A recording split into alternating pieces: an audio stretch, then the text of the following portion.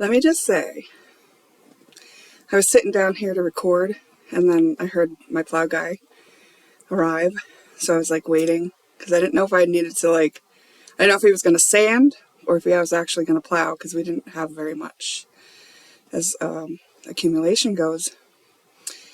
But eventually I realized, oh, he is plowing, I need to move my car. And let me just say, he's great. He told me that he wished that he had more customers like me. And I said, I appreciate you very much. And he went above and beyond, I must say. So, now, as far as his value goes, does it increase his value because I think he's valuable to me? No. He was always valuable. Just because some of his other customers may not notice it doesn't make him any less valuable, right? What is our value? Our value is just us. We are our value. So, on the spiritual path, I don't know who said it or whatever, but I came to it as well. It was funny for me because I came to this conclusion one day, and I was like, oh, I think some spiritual guru says that. It was like, to know thyself is the purpose. And it's like, because you're plunked into Earth with a bunch of energy to navigate with and through. And these kind of make up the experiences, or they even color the experiences. They both make up and color the experiences that you'll have here, that we will have here. But we are the thing that's plunked in to have the experiences. The experiences that we're having can enrich us as souls. But say you come in and you have this life where you decide to just make money your god and make your whole life about trying to get successful, stepping on toes all along the way, not valuing people's emotions or well-being above you being profitable. Just say that was the experiences that you're having. It's like when you die, when you pass on, when you go out of this experience here, God doesn't love you any less. But when you look at how you chose to navigate those energies, you might decide something about that. For God, it was just a chance for you to experience some things, right? And for a lot of us, these experiences where we have struggle and suffering and all this kind of stuff, when we go back out, right, we have a chance to see the suffering that we cause and the other side of things, and because we're looking at things unveiled, right? So we get to see the effects we had on people and the effects they had on us to behave in those ways. And from there, we decide something and we understand more, right, about who we are. That's what we understand more about, who we are. So I was just watching the Jess Puckett's readings this morning, and she had a live. It's on her public channel. If you're called to it, feel free to watch. But it was about what do they think of you? I mean, to me, it was just I kind of rolled my eyes I really love her readings. And I know that they usually are talking about something much deeper, than what he thinks or what they think. So I chose to participate. But there was definitely this part of me that's But, when you're learning through these spiritual experiences, and you don't have to die to see the other person's perspective, that's kind of cool, right? Because now you can adjust course based on what you learn. So very valuable in that way. right? And as I was watching, there was like some kind of low vibe energy that she was channeling by the end of it. And really probably in the middle of it too.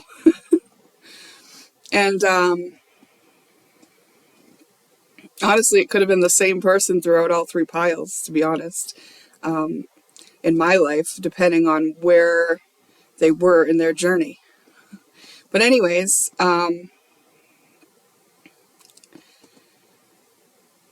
basically, she got to a point where she was kind of like roasting this person that she was tapping into the thoughts of, because their whole mindset and strategy was that they had a strategy, and then they were like using their thoughts on overdrive. That they were stuck in an operating system that was just harmful to others, basically, and also harmful to themselves, but they couldn't see it that way.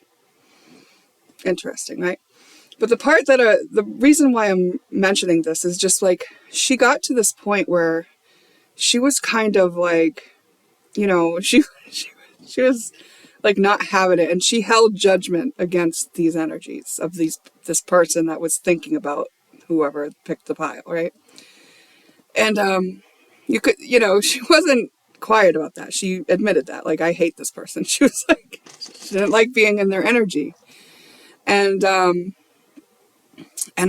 was just like realizing after the reading, I was like, oh, as long as she holds those judgments, she will keep vibrating in such a way where she can read that energy.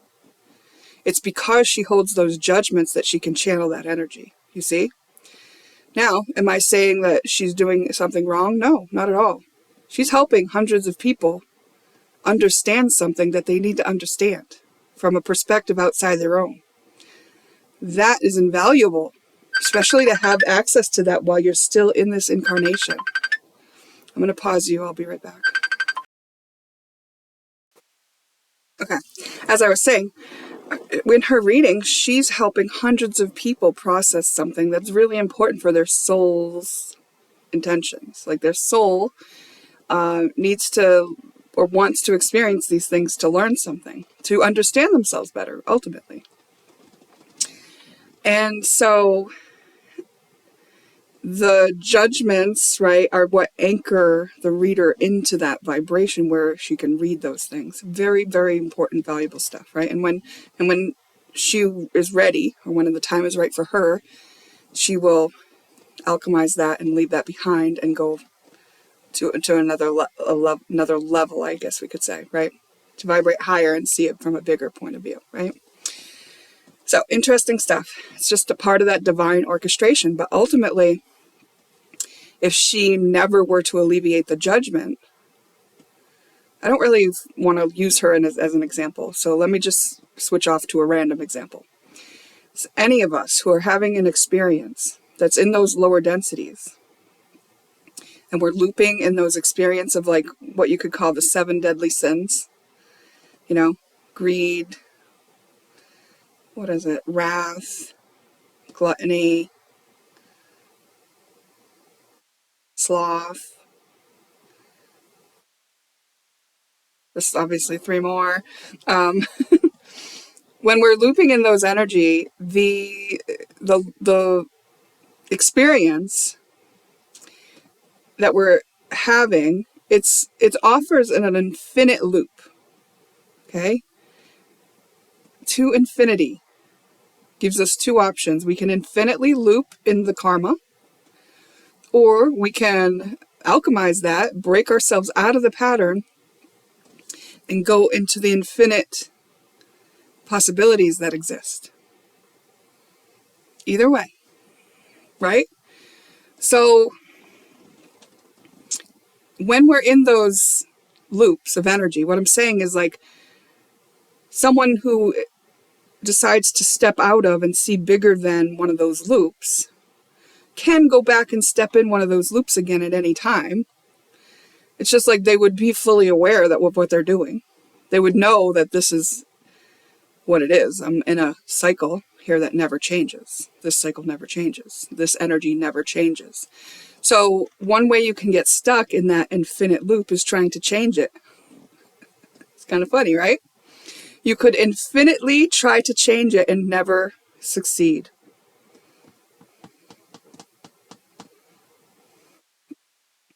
Those energies always, like that snake that's eating its own tail, those energies always have a continuous cycle, and you can't change that energy. You can get above that energy. You can stop having the experience of that energy in that way. But you have to change something within yourself. What you have to do is actually find the truth of who you are. And that's how you get above that energy. And where do you find the truth of who you are? Where do you find this value? The truth of who you are is the value, right? Is your value. Where do you find the truth of who you are? Heart space. Heart space. So you could actually think about it this way. Any decisions you're making or plans or the way you're going forward, goals in life, whatever you have that's not from the heart space is just you looping in an infinite loop of karma. If it's not coming from the heart space, then you're looping in limitation. The only way to tap into the infinite possibilities that exist is through the heart space. That's when you're being inspired. Now, what kind of things are these things that we're trying to achieve that aren't from the heart space? Well, it's when you let society try to tell you what you need to do to be considered successful. It's when you let an adult or a parent or a teacher or a friend, what they think of you matter more than what you think of you or what you feel about you. It's not even what you think about you, really. It's what you feel about you. You have to be able to access the feelings, right?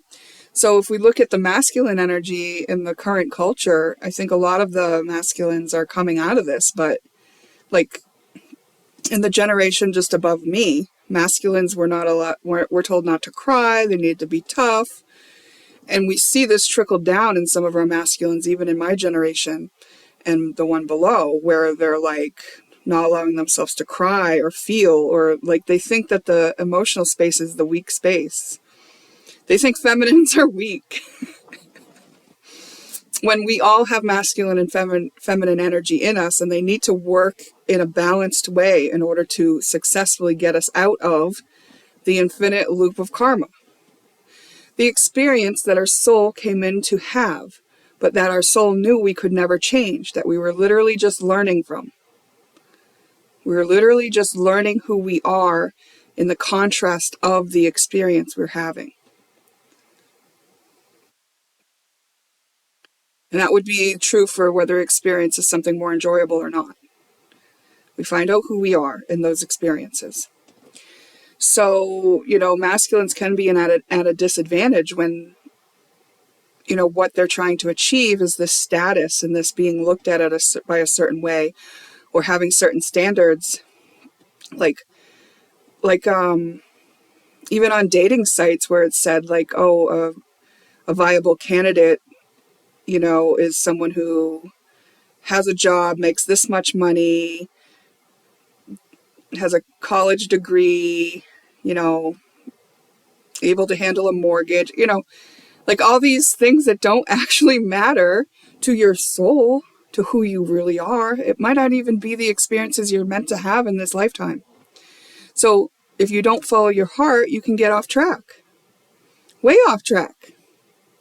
It's like you're following a prescribed thing in order to get approval from outside of you. What you're in is that devil energy, that infinite loop of karma when you do that. Your value is not in there. You might find some valuable things about yourself in there, right? Like, wow, I have a lot of stamina. I could keep this up forever. I have stamina. who I am is a person full of stamina, a soul full of stamina, you know?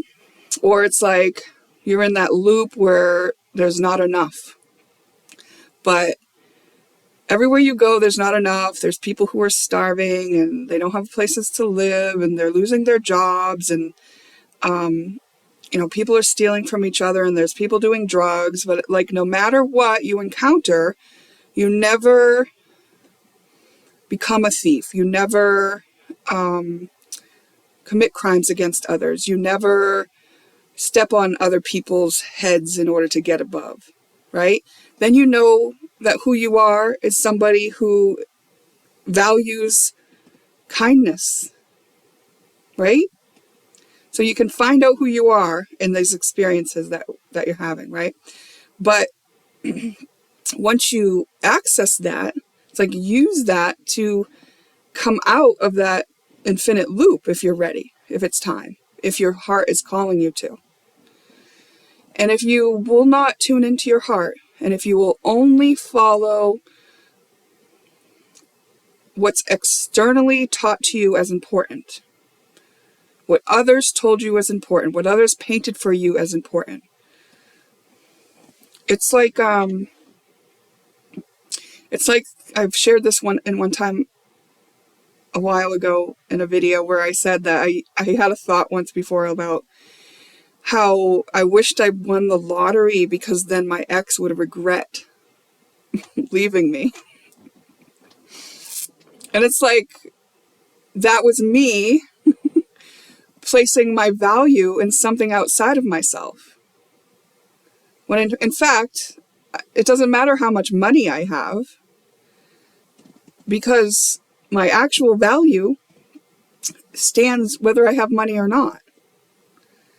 The actual thing that he does not have access to when we break up is far more valuable than whatever amount of money any lottery could win me. This is pure goodness, you know? And when I say goodness, it's like my goodness, my values, my strengths, I'm not comparing to others and saying others are bad so that I can be good. It's not that. That's not what I mean. I'm just saying, like,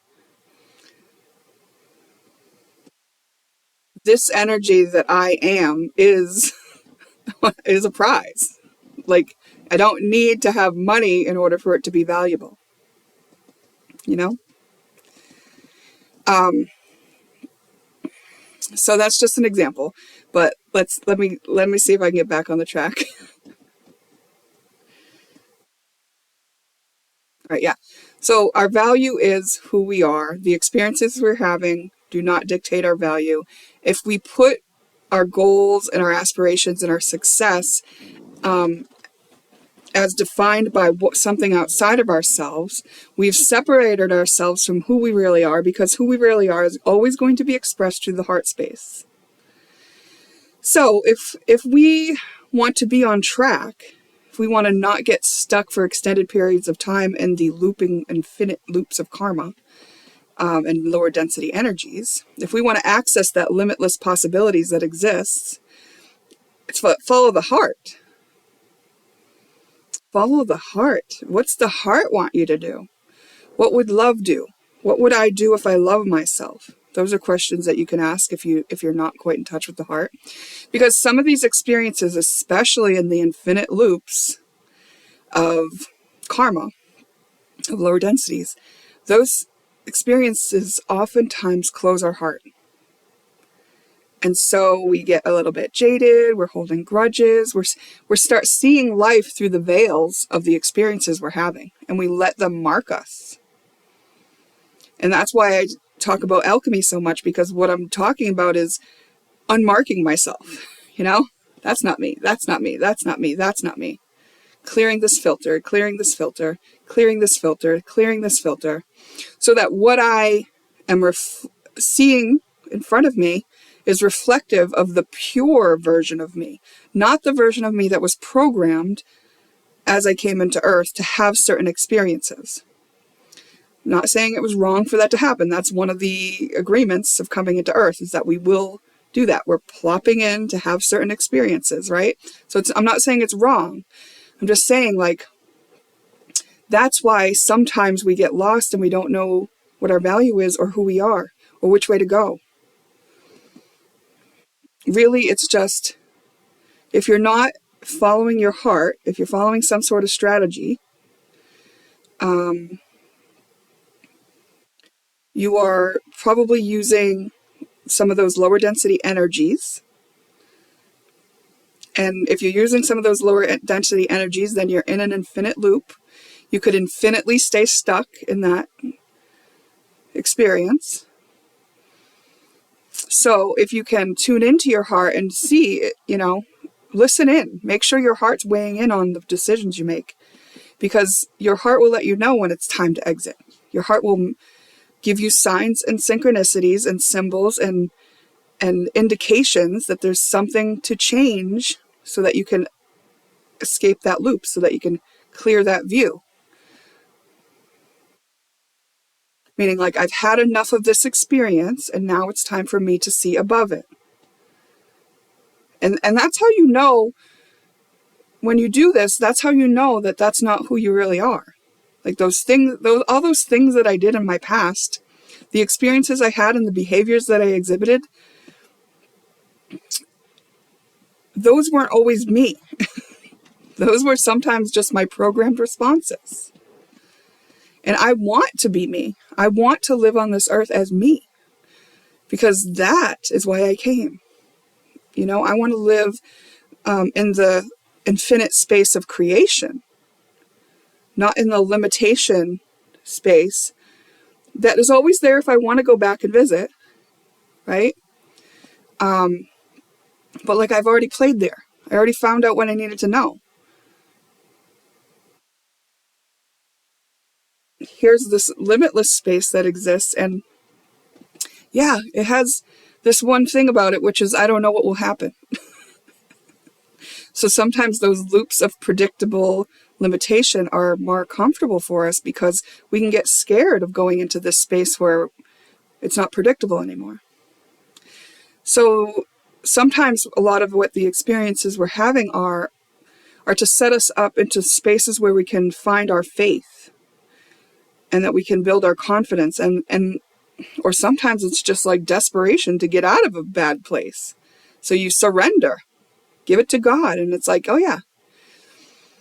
With that, you can take that leap of faith. With that, you're like going for it into that space of unknown. And this is the place where we can create new. From the heart. The heart will lead us in this space. God will lead us. God will give us messages through the heart space.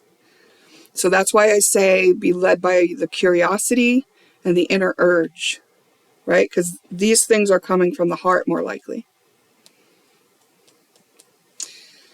If when I say inner urge, if your mind goes to like a lustful sexual thing, remember, lust is one of those limitless, infinite loops of limitation. Remember that?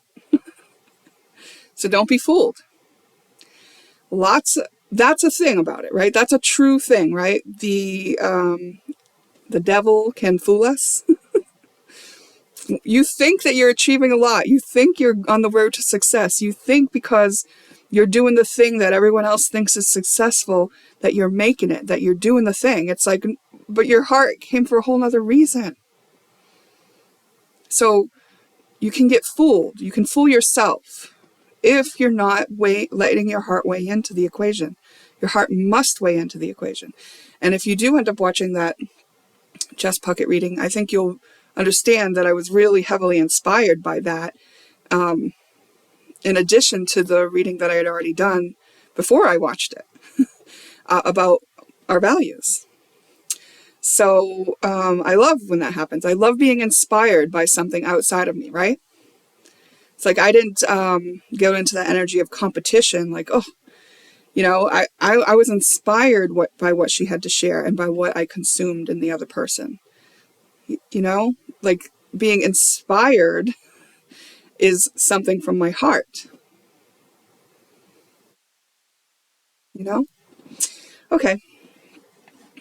I feel like there was another aspect of this, but I guess I'll make it another video if I think of it. I like that these are ones that are a little bit shorter. So what do you think? Do you know your value? Do you know any other tricks of the trade, or places where you've gotten stuck, or I don't know. I feel like I'm rambling off questions that are irrelevant, and I don't think you need to answer them.